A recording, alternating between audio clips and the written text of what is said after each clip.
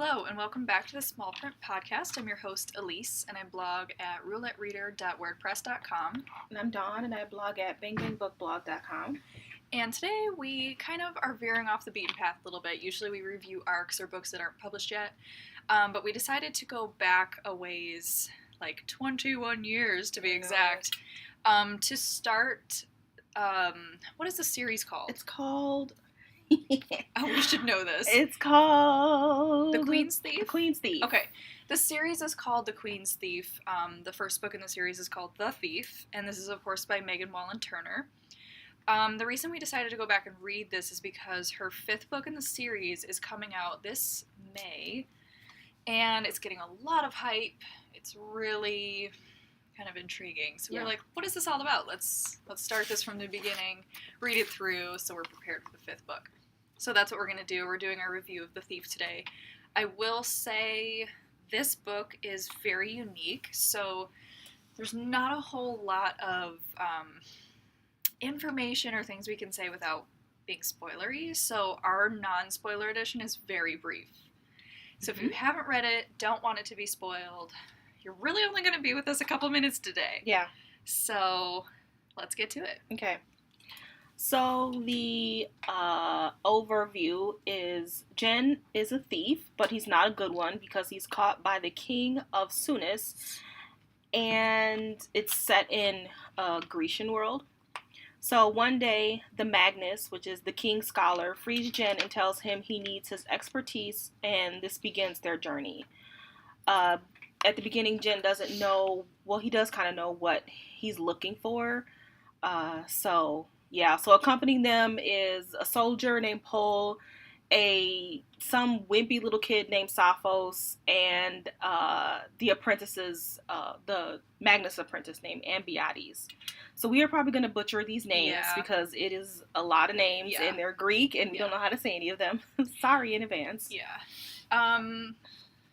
Usually we talk about what we like and dislike first, so we'll kind of do that again as much as we can without giving away spoilers. Since you mentioned the names, I'll go ahead and just put this in there.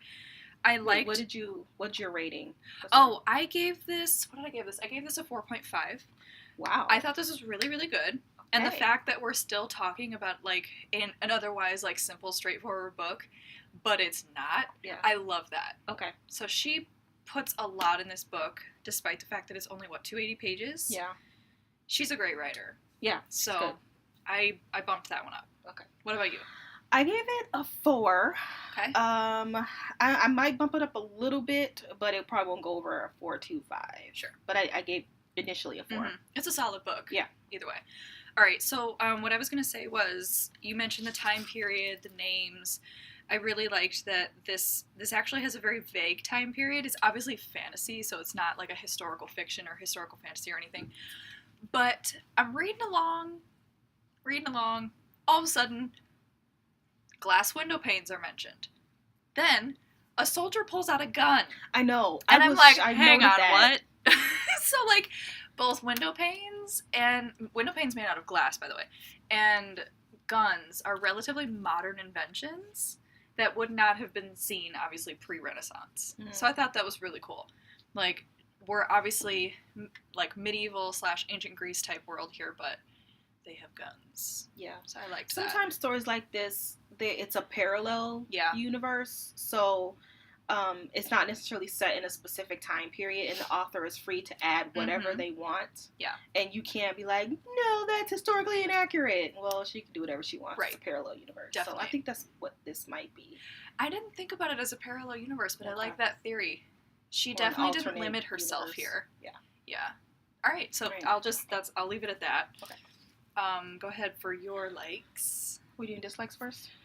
I don't have any, honestly. Well, okay, so I don't have any... true, because dislikes is shorter. I don't have any dislikes, but if I read this book in 1996, I probably would have given it a 5, but because I've read, I wouldn't say necessarily similar, but I'm a very big fantasy reader, and I've read enough fantasy for this to be like, it was different, but not quite different enough for me to be blown away by it. So otherwise, I didn't have any dislikes. So I don't have any more. The only other thing that I would say that is it's not a dislike, but it's just an observation, is that this was a Newbery honor, and it is shelved in libraries as middle grade, and there is no way this book is a middle grade book. I completely agree. When you read this book, the author is never explicit about their ages, for one thing, so I guess that's where people can, quote, get away with it. But we'll discuss some reasons why this is not a middle grade novel in our spoiler edition. But I don't know what middle schooler I would really give this to. I'm on book 3. I've read book 2 already, and I'm moving on to book 3. And as I'm reading book 2, there is some fancy vocabulary that I've never heard of in my life, and that's usually an indicator of an age range. Definitely. And the lexile and everything comes into play with vocabulary and like sentence structure, whatever. But just the subject matter and the interest, I wouldn't say I was struggling to enjoy it. I wasn't struggling. I did enjoy it, but I don't know what you middle have to schooler. Pay attention. You really do. You have to pay attention with this book. It became very clear to me that, much like the main character, this book is a trick. You think you're reading a straightforward fantasy journey, and, you know, there are just things coming out at you where you're like, you know, maybe I need to take notes. And so that became... I never take notes when I read, except with Maggie Stiefvater's book, because I had to take notes with that.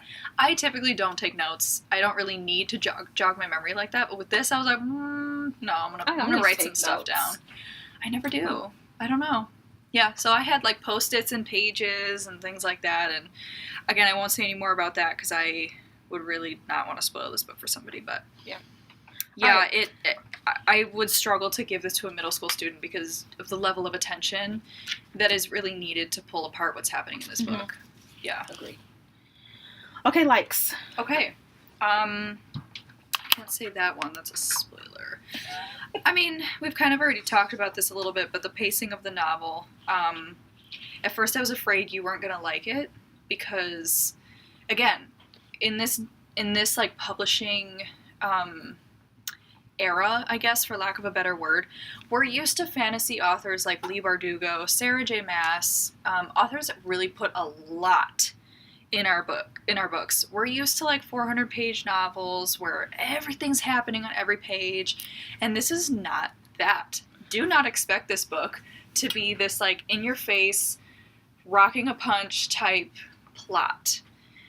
Yeah, it's somewhere in between adventure and character-driven. I wouldn't say it's a character-driven plot, but this is a book where they do go on a journey on horseback. And they have to get somewhere, and it's really far away. They're not quite sure what they're looking for. So in between stops, it's more about getting more information about all the characters and their world and their religion, and that's what makes it good.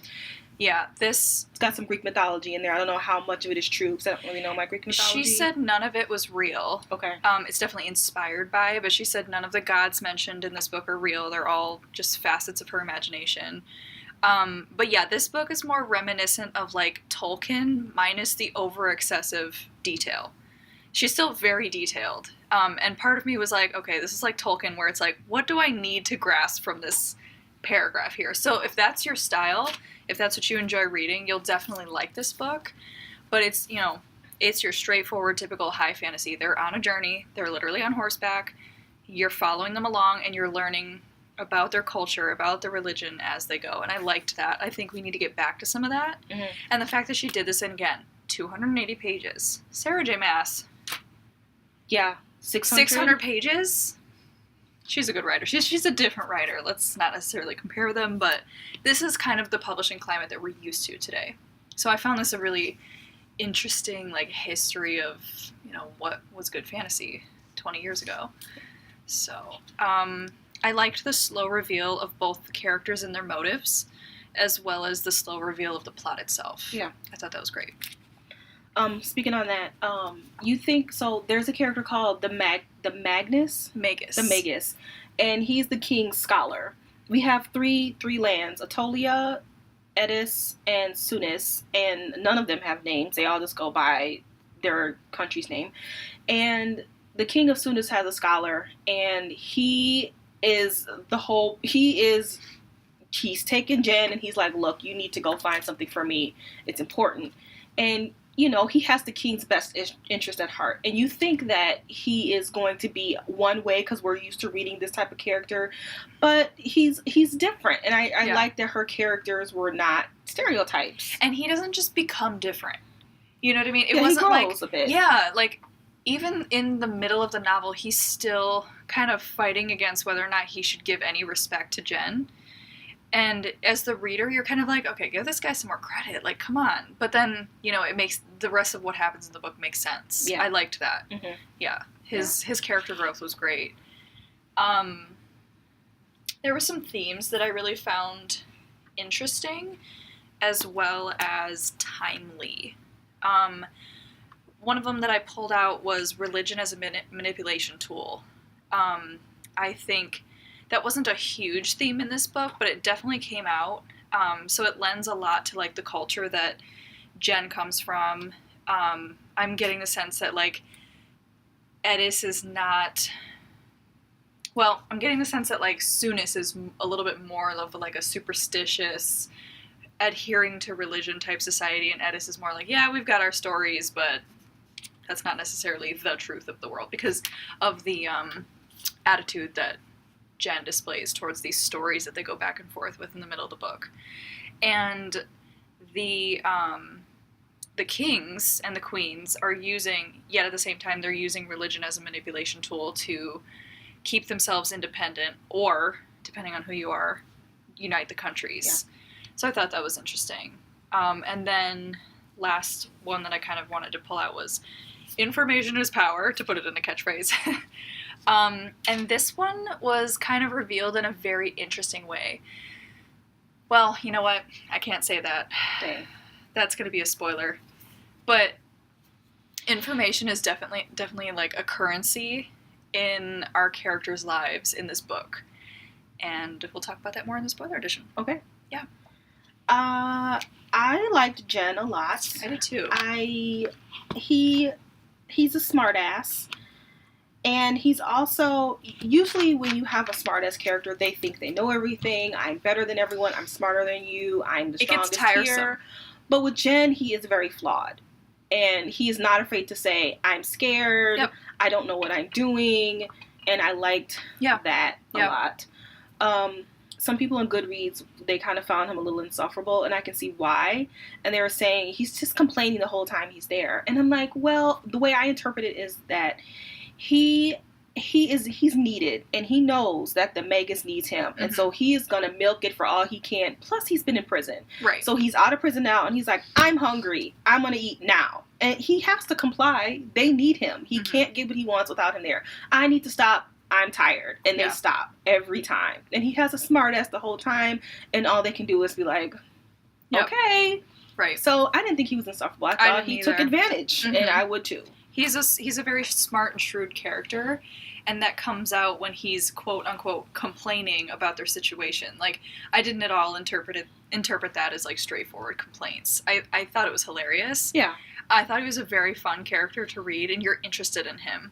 Like, are you an idiot? Like, that's kind of what you think about him the majority of the book, because he is walking around like, oh, I'm the biggest and best thief, but at the same time, like, he does open up about his past and about his struggles with the people that he's traveling with. And I liked that. I didn't have a problem with him at all. No, I didn't. I liked him a lot. I think I have a couple more. I thought that Turner did a good job of not providing all the information at one time. Like, when the book opens, he's in prison, and then I want to say by chapter 3, they're on their journey. It's very quick. Yeah. So you don't know anything about him. You just know that there's this guy. He's stupid. He landed himself in jail by stealing a ring, and now they need him for something. Yeah. And then you start to learn about his background, and you learn about the religion, and you learn about who the other people are, and who the Magus is, and all that. So I really thought that she put the information needed for you to keep going and figure it out. And in hindsight, you were like, okay, well, I caught that, or I missed that, or so I thought she did a good job of that. Absolutely. Completely agree. Well, I can't say anything else on my list without really going into spoilers. Do you have anything else until The only other thing that I really liked was, well, it's kind of a like and a dislike, but it's mostly my fault, is so he has to go to this temple to retrieve something, and I could not picture this temple. It was very difficult for me to picture the pool and the water flowing through and then the maze. I'm like, what is happening? But I thought once he finally figured it out, that final piece was very exciting. I was really kind of scared for a second because I didn't know what was going to happen. It was very beautiful weird to picture it. So I really did like the whole picture of the temple. I did too. It was called. Yeah, it was very great world building. I didn't have a problem picturing that portion. There were other parts of her world that I had an issue with, like this dystopia that they have to cross. Yeah, and, I don't know. It's just a barren land, right? I don't know. I physically imagined like a cliff precipice, 2 cliffs, and then they had to like somehow get across. I don't know how I got that, but that's what I saw in my mind. But yeah, the scene in the temple was really, really cool, with like him having to break through the obsidian and like go through this, the water floods in, and it was cool. It was very unique. I think that was a spoiler. No. Okay. You mentioned the temple. But that's not a spoiler. I kind of feel like it might be. I was like, oh, I wouldn't have said anything about that. Obsidian. Okay, anyway. So, speaking of spoilers, if you are now reading the book, do not don't go on type Goodreads. in anything. Don't go on Goodreads. I accidentally typed in because I wanted to see the map. This was pre-maps in every fantasy book, so there's no map, and you really need a map to I did find one, but I accidentally came across some spoilers. Even the book covers and the next books are spoilers, so if you can avoid it, don't do any research after you read the book. Proceed with extreme caution. Yeah, because it kind of spoiled it for me, and I'm really bummed about it. Oh, jeez. That's okay. sad. I'll get over it. Alright, so we're going to move into our spoiler edition. We will see you in our next podcast. I'm not sure what we're reading at this point, but you know where to find us. Yeah. Anyway, spoiler edition starts now. Okay. So I will go back to kind of Jen and the first person narrative that we get with this book. I thought that first person was an interesting choice for this book. I don't feel like typically fantasies are told in first person. I haven't read very many. It's usually third because most of the time there's like alternating viewpoints or it skips back and forth between characters. So right away I noticed, we're going to have all the information right up front that we need.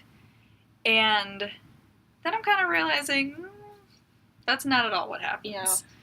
And I absolutely love, because I was not expecting this at all. Like, obviously there are readers out there who it's told in first person, of course he's going to leave something out. But Jen keeps a lot from the reader. And he's an extremely unreliable narrator, which I didn't really pick up on, but I should have, because it's called The Thief. Well, I picked up on it when, at some point, I don't know if it was the Magus, and he was like, oh, yeah, so he steals the king's seal or something, and he's going around bragging about it, and the king was like, yeah, you bragged about it to my spy, and I was like, this guy is not stupid. He is not dumb enough. He did that on purpose, and then at that point, I was like, okay, and see, he's unreliable. Sorry, I choked. But I like that she did that, because... Yeah. She puts it so at the... okay, I'm struggling to even, articulate what it is that she did here, but, she puts it in a very strategic location in her book where you kind of just assume that it's a plot device. This is how the conflict begins. That's how I assumed. I didn't even think about the fact that, and so I like that she and Jen take advantage of the reader of, where you're coming at with this book. Are you just assuming that this is just how the story starts and not thinking twice about it like I did? Or are you that don't make sense? Mm-hmm. And I did have those thoughts where I was like, isn't he supposed to be the best? But then I'm like, whatever. It's just how he got in jail. She had to explain how he ended up there somehow. But yeah, that totally went right over me. Yeah. And in the beginning, he mentioned, and I still have not figured it out, but he mentions that he's visited the king's treasury before. He knows how much gold he has. And I'm like, how did he? Yeah, I know he's a thief, but how did he? If he is able to do that, how would he have had access to that? Yeah, yeah, without ending up in prison. Yeah, Yeah. And I don't know when he did that. Did he? I'm assuming he. I think I know. I think it's kind of revealed in book 2. Well, kind of. With what we know with book 1, I'm assuming that he was just there with his cousin on some like royal trip because she's been to Soonest before. Mm-hmm. They've obviously done many dealings before, and he, you know, I don't remember if the book mentions them having done business before, where like it's in book 2. budgets needed to be revealed. Yeah, it's kind of implied. Mm-hmm. That they've had a not like a relationship, but that they've had dealings before he proposed to her. So obviously Jen would have been there as her like kind of consort right-hand man. But again, you don't know this. Yeah. So that's why this book just gets so spoilery so fast. It's like everything is mixed up in one another, and I loved... Do we want to just go ahead and talk about the end? Sure. Okay. I will just put this out there. I'm typically pretty bad at seeing things coming.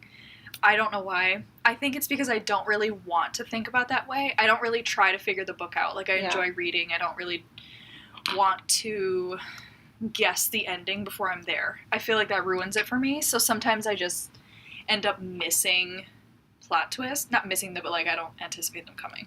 So I will say that.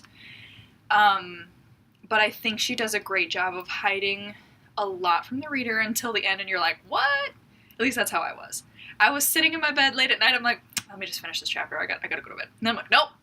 End of the book. So essentially, we learned that Jen is the cousin of the Queen of Eddis.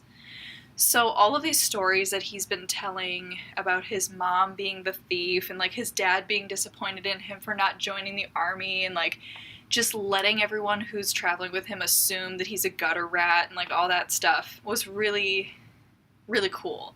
Like he had to sit on that information. And that's why I said information is power, and it's like a currency that they all exchange between one another because they are all keeping their identities a secret. Oh, yeah. Sophos don't tell nobody who he is. Neither does Pole. The Magus you kind of know, but at the end of the day, you really... Is he up to this? Is he up to what he's saying he's up to? And Beatus, we have no idea who he is. He's keeping it tight-lipped. And that was also a clue that something was going on with him. So, I mean, Jen's identity is revealed. We learned that Sophos, who's the kind of like wimpy guy you mentioned, is actually the heir to the Soonest throne because he's the current king's nephew. So that's why he's being guarded, essentially, by Pole, who dies. But we're not sure if he's dead. Yeah, none of us see a body. That. What isn't it you who said I don't think they're dead until I see a body? Yeah. So true. And then Beatus also apparently was killed, but we're not sure if he's dead either. But essentially, he betrayed the group by being a double agent for Atolia. So there's a lot that happens at the end, which I loved. I was like, whoa. Yep. Didn't see any of that coming. Well, Elise came in talking about, there's a twist! I was like, oh, hell. So now I'm looking for the twist. Yeah. But I think I probably would have figured it out. I do have a note that I wrote to myself where I said, simple but straightforward plot. Will there be a twist? So, like, the simplicity of the book kind of makes you hope that there will be, and or, like, it would make sense if this happened. Because what's the point? Mm-hmm. I don't know. You got to throw something else in there. And she does. She's got a lot that she brings into the book. So, I've talked a lot. I'll let you take it away. Well, she does drop a lot of clues. One thing that it was a big clue, and I missed because of the freaking cover of the book. So he has to get this little stone, which is its immortality, or it doesn't, not immortality, but it's a kingmaker. So it's passed along, and then you're automatically the king, and no one can dethrone you because you have the stone. And that's what the Magus wants. And while they're on their journey, Jen casually says, oh, I hide stuff in my hair. I just put it in my hair. So I noted that, like, okay, she wouldn't say that unless she wanted you to notice that. Yeah, and he's constantly fiddling with his hair, and one thing that he complained about being in prison was that they took his hair tie. Yeah. So he was not able to tie his hair back, and obviously you can't hide anything in your hair unless your hair is tied back, because there's no tension. Yeah. So then who did he ask for? Was it Sophos that he asked for a little hair tie? I think so. I don't remember. So Sophos gives him this piece of leather just off of his clothing, like, here you go. And then that should have been a clue right there that he's back in his game. It's like Inej with her little slippers. She can't do anything without her slippers. He's got his thing that he needs. His tools of the trade.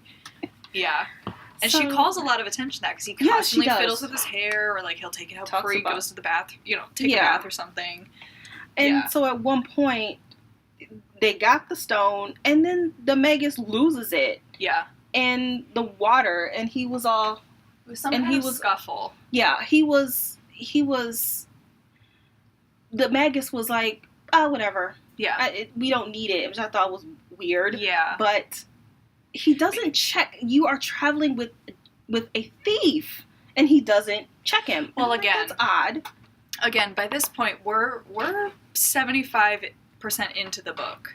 I don't care if you trust him or not. I know, he has completely changed towards this character, and that whole scene doesn't check him. I know that whole scene was like character growth for all of these people, even though it might be seen as like negative growth because you got played. Yeah. So I'm thinking that he has it.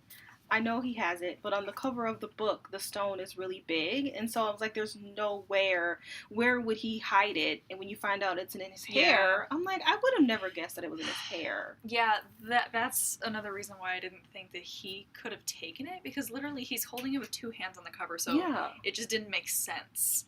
Which was a little... I don't know if they did that on purpose. Like, that thing is massive. That would constantly, like, bang against your neck, and...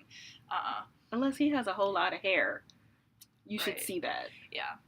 Which, anyway. I don't know, maybe. But yeah, there's no way you'd be able to hide that in your hair. What else was I going to say? Well... There's a lot of other little things that I noticed. And I jotted them down, but I didn't know the significance. So we find out that Ambiades has a comb. A fancy comb, and I was like, that's a little odd that she would mention the comb. And Jen notices it too, and so he steals it. He's like, I'm just combing my hair. Yeah, comb I found. He steals it, but that's also what gives him the clue that Ambiades is up to something. Like, we all know because it's revealed that Ambiades' dad or some family member. Yeah, his dad betrayed the king, so they have no money. They are poor. They have been stripped of all title. Did he just keep this comb for selfish reasons? His personality doesn't lend to the fact that that's probably what happens. This guy wants cash. He wants prestige. That's why he's here. That's why he's the apprentice to the Magus. Like, that doesn't make sense. And everything else that he has is ratty or dirty or old. So Jen's like... I have a feeling that Jen saw that a long time ago, and he was like, I'm just going to take this out and comb my hair and let everybody see it. So that they all can see that he's a double agent. This is what I can do. Yeah. This is neither confirmed nor contested in the novel. But I know I am not the only reader that picked up on some serious, like, gay undertones in this book. And again, this lends to the time period of when this book was published. I don't really think that, like... gay characters were something that a publisher wanted to throw in their book. Not a middle grade, anyway. Right. Yeah. Not a Newbery honor. But, there's some action between a couple characters. Not, like, explicit action on the page, but there's... I remember reading specifically a couple parts where I'm like, whoa, are they about to get it? What's happening? Like, Sophos at one point towards the end, like, comes into Jen's room and, like, helps him take his clothes off and, like... It's all Sophos, I think. I am picking up on this. He was really... No, he gives it back. Jen gives it back. He likes talking to Sophos. He likes teaching him things. He constantly tries to make him blush. This is a whole thing. Do you think that he knew Sophos was the nephew the whole time? Yes. You know? Yes, because this whole book is all about how Jen and his cousin pre-planned all of what happens in this book. They got his ass landed in jail. They got him on this trip with the Magus. They got him the stone because ultimately she wanted the stone. Oh yeah. He knew exactly who he was traveling with. Oh, I didn't even think about Absolutely. that. So Which he is may why have been like, this is why Jen was taking advantage of all of. yeah. I want to eat now. He knows what every character can put down and take. I loved that. And the fact that we don't know that until the end of the book is fantastic storytelling. Hence the 4.5. Excuse me while I eat my Lucky Charms. Yeah, I think that's all I have about like the little clues that she leaves. Yeah. But then there's some kind of berry thing that he asks Paul out of the blue, and that was supposed to be the big hint because he changed his accent. And I think at that point, Paul probably knew something wasn't right. Yeah, Paul is another character I'm very interested to learn more about. And he technically dies at the end of the book, but again, I didn't see this until you brought it up, which I think is a good point. I don't think we've seen the end of him. We know very little about who he is, other than the fact that he's there to basically be an escort to keep Sappho safe, because he's the king's nephew and heir. But Paul keeps everything close to his chest, and I don't even think Jen had him figured out quite as much, because at the end Jen was like, I didn't really know him that well, but I liked him. Yeah. And for, Jen to not be able to figure you out is pretty talented. Okay, and also, so Jen, he gets taken by the Atolians, and the Magus is telling him what has happened. He didn't actually see Paul jump or Ambiates jump, so we don't know. Sappho's told him. But Sappho's could be lying too. Jen didn't see it. That's absolutely true. We're only getting information from Sappho's. We have no idea. This is very, very third-hand information. Jen already is keeping info from the reader. We know that Magus is keeping some stuff tight that he doesn't reveal until much later.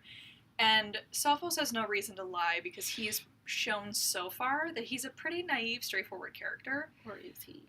Right. And that's what this book does. Yes. It makes you question all of your assumptions, which is another reason, I kept comparing this book in my mind to, like, Kiss of Deception.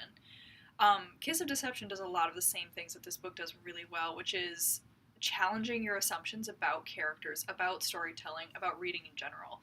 And I love when a book does that, when it questions its own plot devices and morals, and not morals, but, like, things that make a story a story. So I loved that about this book. Well, I was telling you before that Kiss of Deception made me very aware of details and what authors say when they say it. It's important for you to pay attention. But this book more reminded me of The False Thief by Jennifer Nielsen, because you have the False Prince. Oh my God, The False Thief. Sorry. Yeah, so you have this extremely unreliable character, and she drops little hints on you, and you don't know who to trust, and he's a charismatic guy, and so it kind of reminded me of that book, which I like that book a lot. The no age thing, we kind of talked about that. That bothered me a little bit, but I think he's a teenager. I really don't know. I think he was like 16. I felt like Jen was a little older, but again, this is a very modern interpretation of age. If we're back in their vague, unnamed time period, he could be a teen, and that would make sense. Sappho's, I definitely felt, was in his teens. He is way too naive, too young about the world. Everything makes him blush. I think there's a reference at one point to him, like, not having facial hair, and them teasing him about it. And Beatrice is probably, like, in his mid-20s or something. Like, he's lived a little longer. He's more talented with a sword. He's, been around. But I don't know about Jen. The Magus, I thought, was, like, post-50, because he's a learned individual. And he serves the king, whoever that may be. We met the king. Huh? We met the king. Right, but we don't know how long he's been king. Oh. They kind of go to the whole backstory of the invaders, and but that's going to come back. It was before their time. Several years before there were invaders. This is true. That is information that I'm going to need to refresh myself on. Because she doesn't bring anything up unless it's important. And that's, you know what, it was the most mundane fact that clued me into the fact that I need to start paying attention to the details. Because she keeps referencing over and over and over and over and over again the olive trees. Why is this broad going to such lengths to describe in the significance of detail olive trees? the difference between like olive and fig trees and like, you know, I don't know. But yeah, I'm not sure if that really came out in this book, but just the fact, like, she's like, hey, I'm trying to like give you information that you're gonna need. The only thing I got was that he was trying to help them decipher like telling where you are without knowing where you are. So like the only country that had olive trees was, I think, Edis. Okay. Um, That might come back when they're Yeah. at war. I didn't pay attention to it. Well, Jen says several times, I don't understand why everyone's fighting over Edis. What can they give you? Wood? He's like, there's literally we don't have any natural resources. I didn't even catch that. I love that, because he's like, my country sucks, but he doesn't actually mean that. Yeah. So, I mean, that's just another great way that he throws us off the scent. Well, the temple I really liked, and this is another thing that's gonna bother me, and yeah. So Mora, the woman Mora, she talks to him. Yeah, she does. And yeah, that needs to be explained. I didn't understand why. I thought maybe because he was. Doesn't he explain at one point that she visits those who are about to go to the temple? That's what I figured. Because every time he gets close to the temple... Because he's the only one who's seeing the visions. Yeah. Because he's physically going to be stealing it. That makes sense to me. I don't know. Okay. But that was cool. Yeah. And again, religion is a manipulation tool. This whole time, he's been kind of like a-religious.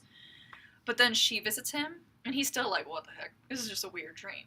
But then when he gets inside the temple, sees the statues, I'm using air quotes, and then they come alive, and they're like, hey, Jen. And then they talk to him, and they keep saying, don't betray the gods, or don't something with the gods. So that's going to come back. Yeah. And, you know, again, are they manipulating him? Is this real? Did he have a trip? Don't know.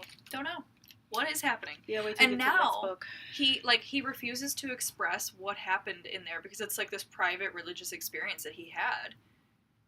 And it's totally different than what he was before, which I thought was very interesting. So she's definitely got to pull that back out in the second book. Yeah, it comes up. Okay, great. So, do you have anything else? I do not. All right. Well, that was The Thief by Megan Whalen Turner. Like I said, I did book 2. It did take me a long time to get through it, and it is short as well. But I struggled to. Normally, a book like that, I would have like started skipping pages because it is all war strategy. I hate war strategy. It's similar to The Traitor's Kiss. If you read The Traitor's Kiss, the way that it is laid out, the way the story is laid out, but it's done better. But I don't know if you're gonna like it. I'm worried that you're gonna be. Yeah, I had a problem with The Traitor's Kiss because I'm really not interested in war strategy. You know, the author laid it out well, so I hope that if she can lay it out where it's not confusing or really, you know, we'll see. But it's not something I enjoy reading. No, me either. However, I'm determined to get through the series, so I'm gonna push through it. Yeah. And I've heard that the second book is actually like the crown jewel of the series. Wow. Yeah, well, that's what Goodreads is all about. So. Because if that was the best one, I'm like, yeah, okay, it's supposed to get worse. Oh God. All right. Yeah, but we will be podcasting the whole series, so we will we'll recap with our opinions about the entire series and all that stuff too. So, hey, ooh, I'm nervous. Well, thank you for joining us, and we will catch you in the next podcast.